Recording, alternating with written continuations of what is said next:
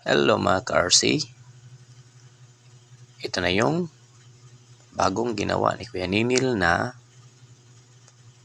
DIY RC car.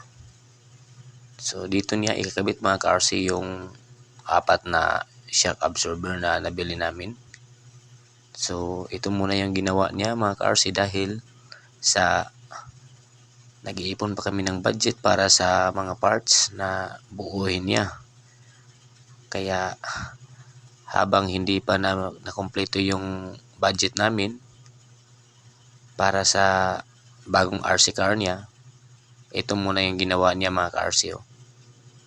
Yung mga gulong nito ay galing po ito sa nagbigay sa kanya kay Sir Kaloy. Tapos yung mga ibang parts ay in-order po namin dito sa online. Tapos yung chassis nito is popsicle stick lang din. So ito na yun mga ka-RC. Sariling concept ito ni Kuya Ninil. Siya talaga yung gumawa nito mga ka-RC. Lahat. Ayun mga ka-RC. Kaka-proud talaga mga ka-RC kahit papaano meron talaga siyang ginagawa. Grabe, napaka-astig talaga mga ka-RC. Yung mga ginamit lang na pandikit niya, ito yung stick glue. Astig talaga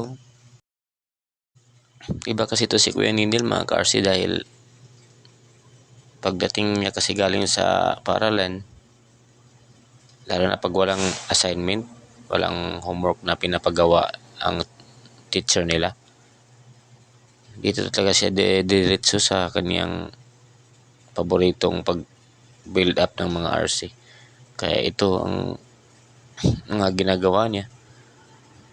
Nag-request siya sa amin ng bibili ng mga popsicle sticks tsaka stick glue, kaya ito yung ginagamit niya.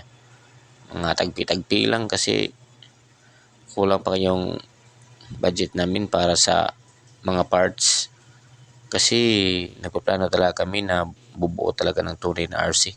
Kasi nakitaan ko talaga si Kuya Ninil mga ka-RC ng kanyang galing sa paggawa. So ang kulang nito mga ka-RC yung pagkabit lang ng yung apat na shock absorber.